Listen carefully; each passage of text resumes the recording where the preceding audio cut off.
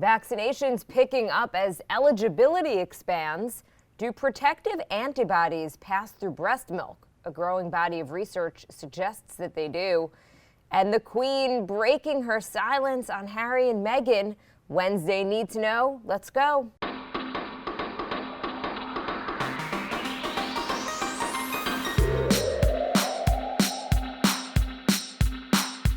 Good morning. This is Cheddar's Need to Know podcast for Wednesday, March 10th. I'm Jill Wagner with Carlo Versano. Good morning, Carlo. Good morning, Jill. You get outside yesterday?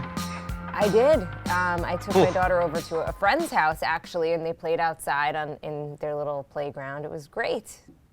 Oh, my God. So nice. 60 degrees. Spring is coming. Oh, and by the way, thank you for inviting me to your clubhouse last night. We got to tell people ahead of time so they can join. But it was fun. About 7 minutes before, I text messaged you. I'm like, what do you do? Luckily, no one's doing anything. So I was like, Carlo's probably sitting home watching TV. I think he could jump on. I think we definitely should do a Need to Know Clubhouse. We'll bring Baker on. We'll do maybe a little happy hour. Have we got to get on wine or something.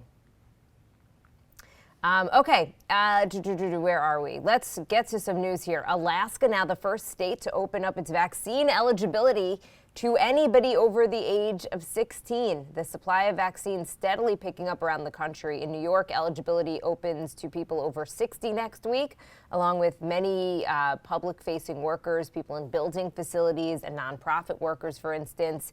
Minnesota, South Carolina, and Ohio also expanding eligibility in the coming days. Maryland's the latest state to drop its capacity restrictions on businesses, though it comes with a notable caveat for restaurants and bars. Seated service only. This is an attempt to keep people from crowding around the bar. About 32 million Americans, roughly 10% of the population, have now been fully vaccinated, according to the New York Times. Hospitalizations now below 5,000, based on the 7-day moving average. I meant to ask you if you've heard about this I meant to ask you this yesterday. This startup called Dr. B. It was all over the place yesterday in the news. It's this company that it's just a website, and it will match you with places in your area that have expiring vaccine doses. It only works in a couple states. It's like here in Arkansas, and I think maybe one or two more. So I signed up for it. I'm like 100,000 on the waiting list. Wait, you're ahead of me. I signed up last week. I got a text message that said I'm number 362,000 on the list. Oh, this was the site you used? This was not what my sister-in-law used to get hers, but she sent this to me last week. It was, I think in the beginning it was working really well because there were a lot fewer people on it. So somebody that she knew had got called like 5 days after they put their names on the wait list. I've taken the approach of just calling pharmacies and places that I know that are taking names. That's what I've been doing. But I think, well, anyway, whatever. It's a great idea. There's TurboVax. There's tons of great apps and stuff out there right now that are searching for open appointments. I mean, it's crazy that this is not being done by the federal government. It's like amazing. But yeah, anyway, it's called Dr. B. If you check that out, dr.b, and just Google that. Try and get yourself on the wait list if you can. Maybe it'll work. Maybe it won't. And the other thing I've just been thinking about, Jill, is the office reopenings. It's coming. It's coming sooner than we think. May, maybe June. Real estate prices in cities and suburbs, if you take a look at some of the numbers, it really suggests that people are under the impression that they're going back to the office. And I think it's coming sooner than we all think. So we got to get mentally prepared, just socially prepared, I think, for what's coming. I think it's a real thing. I think that this is the next issue with COVID, this sort of socialization back into some semblance of normalcy. And as I sit in an office right now, and I'm the only person here, I saw this really funny cartoon. It said it's a woman sitting at her desk with a full box of donuts. It says, "Good morning, everyone. I brought the donuts," which is kind of how I feel, with nobody here and like a full tray of snacks. So I'm like, I guess I'll start digging in. There's like snacks for the full office. By I'm the way, curious if people out there. Oh, go ahead. No, go. No, I was just going to say, I'm curious if people out there who have been working from home, if they're getting any indications from their employers about plans to start going back to the office. I know obviously a lot of people have been working this whole time and are like, "What are you talking about? I've been out there." I mean, like you, for instance. But for like the vast majority of us who have been have had the ability to work from home, I'm just curious if people are starting to get the indication that the time has come. I think maybe Memorial Day. I mean, look, it's good news, right? If we're coming back to the office, it means we've turned the corner on the pandemic. But it's hard. It's hard. I think a lot of people realized during the pandemic that it is good to slow down a little bit and not have every minute of your day scheduled with events and activities. Yeah. And I hope we do take some of those lessons. I think we were contemplating doing maybe a special podcast on pandemic lessons learned, things like that. So let's look out for that. Also, Moshe, friend of the pod, who is really a friend of the pod, he has been compiling for every state the TurboVax, like we have in New York, and things like that. These vaccine finders. So if you are looking wherever you live, there's probably, and you cannot find a vaccine appointment, there's probably a website that can help you that you may not know about. So if you want that, we could send you the link to Moshe has them all bookmarked on his Instagram account. So if you email into Need2Know, we could forward you over to the link that you would need depending on what state you're in. So Need2Know at Gmail, the number 2. Okay, the house. No, at Cheddar. Oh, Need2Know at Cheddar. Oh, at Cheddar. You're right. Carlo, this is why we make a good team. I know. Okay, meanwhile, the House set to approve the stimulus bill today. It's the last step before it could be sent to President Biden for his signature. Checks are going to be going out as early as next week, but the White House said the Biden's name not going to be on them because he's breaking with the past administration. Jen Psaki telling CNN it's not a priority for the president to have his name on stimulus checks. Basically, she's saying the priority is to get the checks out as quickly as possible. Getting his name on the checks would delay that process, so that's why he's not going to do it. I mean, I get that, but I mean, this is just such a classic example of Democrat brain in action. Like, give people a bunch of cash, but don't make it obvious who it's coming from, and then get surprised when they don't get a polling bump from people having all this money. It was obviously, I think it was tacky when President Trump put his name on the last checks, but that didn't make it not smart. I mean, I think that it's just, we've talked about this so much, right? But most people don't interface with politics by like the way that we do in terms of just like reading the newspaper and paying attention to like what's happening in Congress and who's voting for what. It's like, no, most people are busy and they have lives and they don't have time to worry about that stuff. So when they get a check in the mail from the government, it might be helpful to explain to them why they're getting that and who made that happen. But what do I know? Some important info for all the moms out there, especially the new moms. Several recent studies have found that mothers who have been vaccinated against COVID-19 have antibodies in their breast milk that they may pass on to their kids and could help protect their infants against the virus. The latest research analyzed the breast milk of 10 lactating mothers at an Israeli hospital, discovered that all samples had antibodies after just a single vaccine dose, and the levels increased after the second dose was given. So this was a small study, but there was actually another one, also a small study, but there was another one at an Oregon hospital in the last week or two that had very similar results. So that's great news. It's obviously still unclear how long the antibodies last. I think that's one of the big questions remaining. But this would make sense. I'm pretty sure that other vaccines also transmit antibodies to infants through breast milk. Yeah, I mean, and just look, the benefit I don't want to get into the benefits of breast milk, but one of them is that the mom is passing all the good stuff and over to her kid. So, fascinating. And as a lot of women right now, pregnant women, debating whether or not they want to get the vaccine. I don't know what. And pregnant women, a priority group, actually. You can get it now if you want. They are in New York. Yeah. Mm-hmm. I want to mention this new report just out from the World Health Organization coming on the heels of International Women's Day. Nearly 1 in 3 women around this world have experienced physical or sexual violence at least once in their lives. According to this landmark study from the World Health Organization, the largest ever project looking at violence against girls and women was based on data from 116 countries compiled between 2000 and 2018. It found the statistics were mostly unchanged over the last decade, and importantly, it did not account for the pandemic. One really shocking note here, 1 in 4 girls and women who'd been in a relationship have already experienced physical and or sexual violence by the time they're just 19. Wow. Yeah, amazing study. Experts believe that the data is eventually going to show that the lockdowns and some of the other, restrictions on gatherings from the past year probably almost certainly led to a spike in domestic violence. I'm pretty sure that we've mentioned this in the past, but it would make sense, right? A lot of women just stuck at home with their abusers, and obviously that's that's where this stems from. They call this the shadow pandemic, and we're not going to know the extent of it for a while, but I think it's probably going to be one of these things that we're talking about for years to come. Over on Wall Street, the tech rally roaring back to life, giving the Nasdaq its best day since last November. The tech-heavy index had briefly entered a correction, down 11% before rallying up 4% yesterday. Tesla was up 20% for its best one-day gain since February 2020. Peloton and DocuSign rose by about 10% apiece. The Nasdaq saw $1.5 trillion wiped out in recent weeks as investors sold off the high-growth tech stocks and put some money into the steadier financial and energy sectors. Now they're coming back to tech. I used DocuSign the other day when I was signing this lease. Wow, what a brilliant!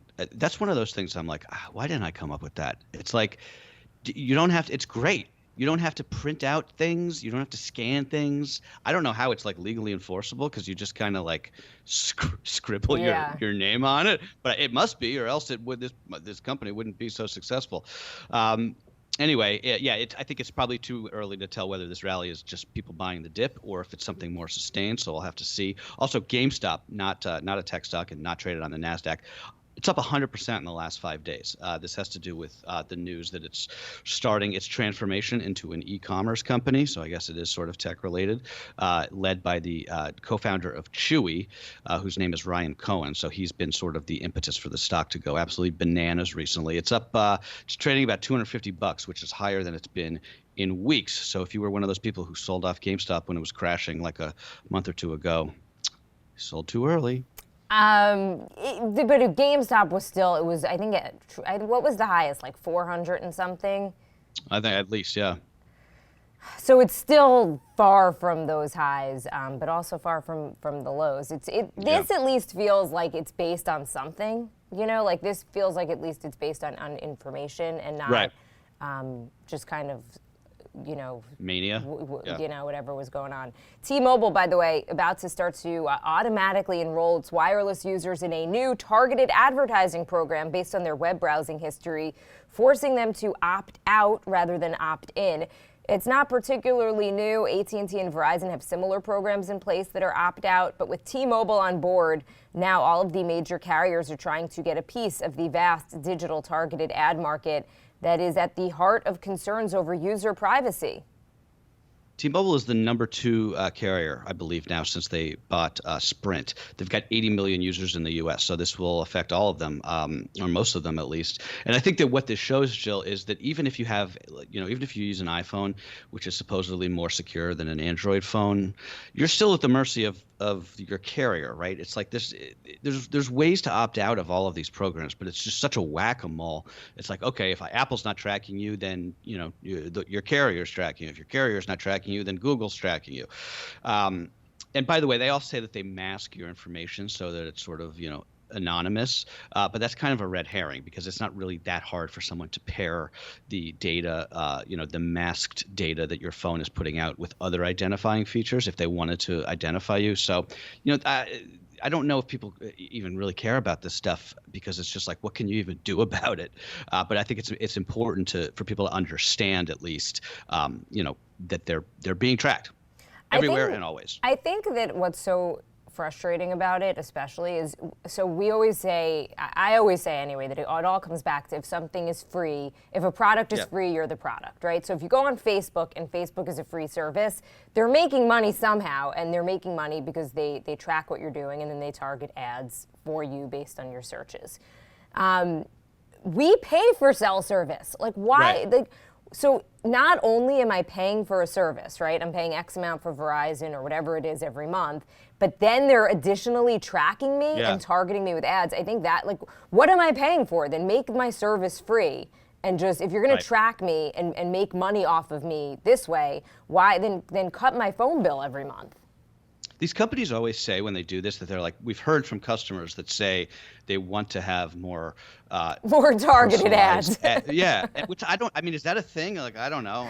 I guess I guess it's better to have ads that are, but actually you know what? It's actually really weird because here, I'll give you a great example. You know, Becky's pregnant, and it's not, I mean, I guess it is sort of a widely known thing since we talk about it on our public podcast, but like, we now get, I got a mailer for Bye Bye Baby in the mail yesterday. Like, how? I've never bought anything from them. Who is the person that knows now that my wife is pregnant and is now sending me a coupon for Bye Bye Baby? And that's using direct mail. That's not even using the targeted ads that we're talking about, right? And I know this is total conspiracy theory stuff, but I do sometimes feel like I do not do specific Google searches, but I'll talk about something and then I'll get an ad for it. And that's one of the conspiracy theories I believe in. I absolutely believe in that. It's happened to me numerous times where I like maybe will casually say, I see it a lot on my Alexa device in my kitchen where I'll be talking about a recipe or I'm like, should I do vanilla cookies or something? And it would be like coming up, and then I'll see best vanilla cookie recipes, on my Alexa screen. I don't know. Again, total conspiracy theory. And I also get those, and I don't even have one of the Alexas. I think that the phones are just listening to you. And I mean, Becky will get ads on her Instagram for things that I have purchased. So I'm like, how does that even, I don't know. Someone should look into this. Some journalist out there. Do you know anyone who works at a news organization who might be able to do some research? I mean, that is part of these companies will say they are not listening. But I don't know. I'm curious if anyone else has experienced that. And then sometimes I'm like, or maybe I did Google it, right?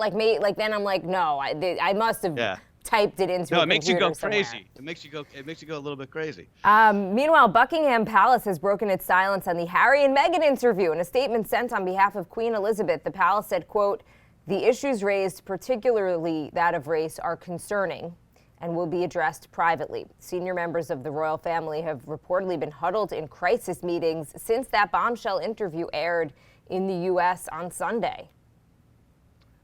People were knocking that statement. I didn't think it was bad. I mean, what did people want? I thought it was a decent statement. I actually didn't think they were even going to say anything. Yeah, I was a little bit surprised, and I thought, I mean, what did people want her to say? Like, she's gonna, she said she was basically like, look, it was Prince Charles. No, I mean, right. It's like, I found the leaker, or I found the person who said the thing about the racist baby. Meanwhile, Piers Morgan, he is out over across the pond at ITV's Good Morning Britain, which is, as we've said before, basically their version of the Today Show.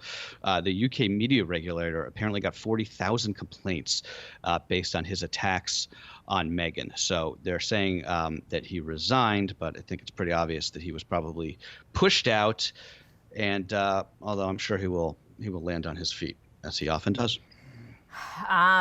Look, I can't get enough of that interview. I want to watch it again. I want to watch the full thing, start to finish again. Just, if anything, to watch Oprah and learn. Well, it's amazing.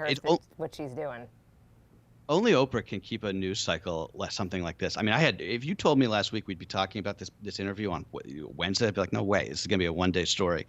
It's amazing how, and it's also a testament to what you said the other day, which is like they didn't tease too much of it, so it hit like a thunderbolt on Sunday, and then everyone's sort of still scurrying 3 or 4 days later. By the way, you know what the best part of that interview was?